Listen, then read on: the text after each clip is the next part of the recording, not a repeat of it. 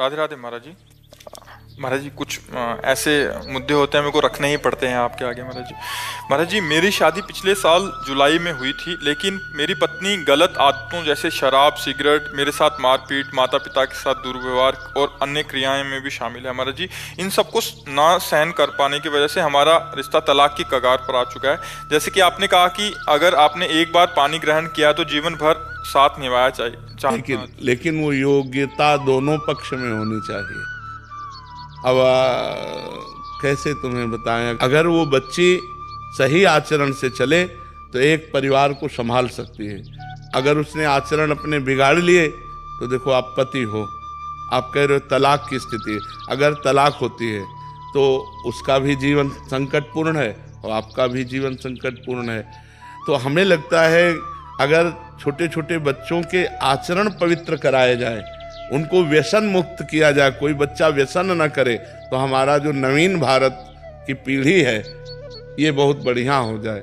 अब वो बच्ची अगर नशा ना करे, गलत आचरण ना करे, अपने पति से प्रेम करके एक सदगृहस्थी बचा सकती है कि नहीं बचा, पर वो आदत, तुम्हारा जीवन तुम्हारे हाथ में है। अगर तुम गलत आचरण करोगे तो तुम दुखी हो जाओगे, अच्छे आचरण करोगे तो सुखी हो जाओगे। देखो आपके सामने उदाहरण है, वो कह रहा है कि तलाक की कगार पर, क्या ब्याह इसलिए होता है? सदगृहस्थी बिगड़ गई कि नहीं बिगड़ गई? माना तुम दूसरा कर लोगे, तुम दूसरा कर लोगे, लेकिन आचरण अपवित्र हो रहे ना, भावनाएं अपवित्र हो रही ना। अब इन बातों को कैसे समझे? हमारा भारत देश है, इसमें एक बार जिसका पाणी ग्रहण किया, जैसा बच्चा कह रहा है, आजीवन निर्वाह करना, पर दोनों उसकी योग्यता को समझें, पाणी ग्रहण की महिमा को समझें। जैसे माना आज हम वर का वर्ण कर रहे हैं, आज हम किसी लड़की का वर्ण कर रहे हैं, अब हम दोनों गलत नहीं करेंगे, अब दोनों मिलकर हम चलेंगे और अपनी गृहस्थी को बसाएंगे। ऐसे विचार कर लो। चाहिए कि बाल्यावस्था से जब तक ब्याह ना हो तब तक हम कोई गलत आचरण ना करें, चाहिए ब्रह्मचर्य से रहें, धर्म से रहें, कोई नशा न करें, कोई गंदी बात न करें, और जब पति प्राप्त हो जाए तो बात अलग है। अब पहले ही सब आचरण अगर हम बिगाड़ लेंगे तो यही बात आएगी, जैसे बच्चा बोल रहा है कि अब क्या करें, उनको शराब पीना है, उनको सिगरेट पीना है, उनको पर पुरुष की तरफ देखना है, तो हम कैसे स्वीकार करें? तो गृहस्थी चौपट हो गई था। एक वो भी अशांत है और उनको भी अशांत होना पड़ेगा। ऐसा नहीं कि अशांत ना हो, ऐसे आचरण वाले मिल गए तो अशांति पैदा कर देंगे। ऐसे इनसे भी ज्यादा आचरण वाले हैं ना, ये क्यों? इसका कारण ये ना, हमारे आचरण बिगड़ गए, हमारे विचार बिगड़ गए, हमारा चरित्रहीनता वही हमको दुख दे रही है। आप विचार करो, संत जन नहीं बोलेंगे, शास्त्र की बात नहीं सुनोगे तो आप सुधरोगे कैसे? जो संतों की बात है थोड़ी कड़वी लग सकती है, लेकिन वो आपको बढ़िया सुधार देगी अगर बात मान जाओगे। अब बच्चा भगवान का सुमिरन करो और कुसंग का त्याग करो। अगर पत्नी भी कुसंग युक्त है तो उसका त्याग कर दो, नहीं जीवन खतरे में पड़ जाएगा। पक्की बात है, जीवन खतरे में पड़ जाएगा। जो गलत आचरणों वाला है उसे आप सुधार नहीं सकते, अपने को बचा सकते हो। अगर अपने को बचाना है तो आपको संग त्यागना ही पड़ेगा। अगर ऐसे आचरणों से युक्त हो और सुधरने की गुंजाइश ना हो तो तुम भी भैया आनंद से जियो और हमको भी आनंद से जी ले दो। उसमें ये संबंध विच्छेद ही एक दवा है। मारपीट नहीं, हिंसा नहीं, कोई झगड़ा मत करो, बच्चा हो चाहे बच्ची, दोनों को अपने आचरण सुधारने चाहिए। देखो तुम गलत रहे होगे लेकिन तुमको गलत पसंद नहीं है, हमारी बात को पकड़ना। तुम गलत रहे हो लेकिन तुम्हें गलत पत्नी मिले ये तुम्हें चाह नहीं रहेगी, तुम्हें गलत पति मिले ऐसी चाह नहीं, तो फिर तुम गलती को क्यों स्वीकार किया? तुम भी गलत छोड़ो, गलत छोड़ो तो तुम्हें अच्छा पति मिलेगा, गलती छोड़ो तो तुम्हें अच्छी पत्नी मिलेगी और आपका परिवार बढ़िया चलेगा। तो हम छोटे छोटे बच्चों से लेकर नवयुवकों को संबोधन देते हैं, प्रार्थना करते हैं कि आप नशा छोड़िए, नशे से गलत होता है, आप व्यभिचार छोड़िए, आप अपनी पत्नी से प्यार कीजिए, आप अपने पति से प्यार कीजिए, और जब तक पति पत्नी का संबंध न हो तब तक ब्रह्मचर्य से रहिए। अब हम क्या कहेंगे?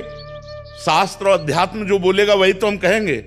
जब तक ब्याह ना हो तब तक ब्रह्मचर्य का पालन करने का शास्त्र आदेश करते हैं। अब कौन हमारी बात को मानने के लिए तैयार? जो तैयार हैं उनका मंगल हो जाएगा। महाराज जी मैंने अपने आप को कभी भी किसी परपुरुष से टच नहीं कराया और ना ही शादी से पहले ना ही आज। महाराज जी अपने पति हम के अलावा धन्यवाद कभी किसी का देते सोचा हैं, भी नहीं। धन्यवाद देते हैं। ऐसी माई बहनें अगर अपने जीवन को पवित्र रखें तो हमारे समाज का बड़ा मंगल हो जाए। ऐसी माताओं बहनों से जो पुत्र होते हैं वो राष्ट्रभक्त और भगवत भक्त होते हैं। जो बेविचार प्रवृत्ति से युक्त हैं वो ऐसे संतानों को उत्पन्न नहीं कर सकती, उनमें क्षमता नहीं है। ये जो गर्लफ्रेंड बॉयफ्रेंड चला है, गंदी बातें चली है, ये बहुत खतरनाक है। हम मतलब हमारे हृदय शीतल होता है जब कोई कहता है मैं धर्म से चलता हूँ, मैं कभी किसी को इस गंदी बातें नहीं। ये तो एक मतलब आश्चर्य की बात है। नहीं, आज तो बच्चियाँ एक बॉयफ्रेंड, फिर ब्रेकअप, फिर दूसरा बॉयफ्रेंड, फिर ब्रेकअप, फिर तीसरा बॉयफ्रेंड। ये क्या चल रहा है? ये चल क्या रहा है? गंदी बातें हैं कि नहीं? गंदी बातें, कितनी गंदी बातें। हमारा जो भारत देश है वो धर्मयुक्त है, तो हमारे सनातन धर्म में वो एक बार जिसका स्पर्श हो गया आजीवन उसी के निर्वाह किया जाता था। इसीलिए बड़े बुजुर्ग ब्याह कराते थे। लड़की लड़का परस्पर देखा नहीं, बड़े बुजुर्ग ब्याह करा, पूरे जीवन निर्वाह होता था। और यहाँ प्रेम विवाह होता है, साल भर में तलाक हो जाती है, 6 दिन में तलाक हो जाती है। प्रेम करे तो थोड़ा निर्वाह करना भी सीखे। प्रेम करने वाला सहनशील होता है, अपने प्यारे को सुख पहुंचाता है। आज का समय तो बहुत धन्यवाद है। जैसा आप, क्या प्रश्न है आप? महाराज जी आप कह रहे हैं कि मतलब अपने पति देव के अलावा मेरा कोई वो नहीं है, बट लेकिन महाराज जी हम दोनों में लड़ाई भी हो जाती है और गुस्से में अपशब्द हो जाते हैं। क्या मैं पतिव्रत स्त्री हूँ? हाँ, पतिव्रता बिल्कुल। हम जैसे हम भगवान के भक्त हैं और हमें कोई परेशानी पड़ी और हम उसको निपटा नहीं पाते तो हम नाराज भी होते हैं भगवान से। छोटा बच्चा जब गिर पड़ा, अम्मा दौड़ के उठाने गई तो उसने बाग के थप्पड़ जमाया कि अब उठाने आयो, जब हम गिर रहे थे तब कहाँ थी? जब हम गिर रहे थे तब छोटा बच्चा नहीं गिर जाता। और माँ थी तो माँ से यही लड़ता है, माँ को, क्योंकि वो जानता है माँ के सिवा मेरा कोई नहीं है। अब मैं गिर गया तब उठाने आई हो, तो गिरने के पहले उठा लेते। ऐसे हम लोग भगवान से भी लड़ जाते हैं। तो कभी कभी जैसे आप पति से लड़ जाते हैं, ऐसे हम परम पति से लड़ जाते हैं। लड़ना भी एक प्रेम का अंग है, लड़ना भी एक प्रेम का अंग है, उसे मान कहते हैं। पर वो लड़ना ऐसा ना हो कि मतलब विभत्स रूप न धारण करे, विभत्स रूप न धारण करे। प्यार और हम आपको प्रणाम करते हैं और धन्यवाद देते हैं कि ऐसे ही जीवन निर्वाह करना चाहिए। हमारा सनातन धर्म इसी की आज्ञा करता है, पर पुरुष स्पर्श का त्याग करके अपने पति में भगवान की भावना रखना। नहीं महाराज जी, मैं अपने पति से बहुत प्रेम करती हूँ, लेकिन जब उन्हें किसी काम से दूर जाना पड़ता है तो मैं बहुत विचलित होने लगती हूँ, मानसिक बीमार सी बन जाती हूँ। भगवान के पथ पर रहकर इस प्रेम को कैसे संतुलित करूँ? नहीं, ये नहीं हो सकता। ये ऐसा ही है, जब से तुम बिछुरे पे प्यारे कबहु न पायो चैन, दरस बिन दुखन लागे नैन। जो मैं ऐसा जानती प्रीत किए दुख होए, नगर ढिंढोरा पीटती अजी प्रीति न करियो कोय। प्रेम में अपने प्यारे को सदैव अपने समीप पाना, समीप रखना, यही पसंद है। थोड़ी भी दूरी बर्दाश्त नहीं।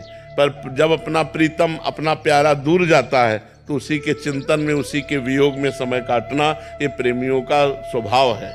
यही प्रेमियों की महिमा है कि वो अपने प्यारे के सिवा अपने मन को शांत करने के लिए किसी दूसरी वस्तु, व्यक्ति, स्थान का वो संस्पर्श नहीं प्राप्त कर सकते। अपने प्यारे के लिए वो रो रो करके समय व्यतीत करेंगे।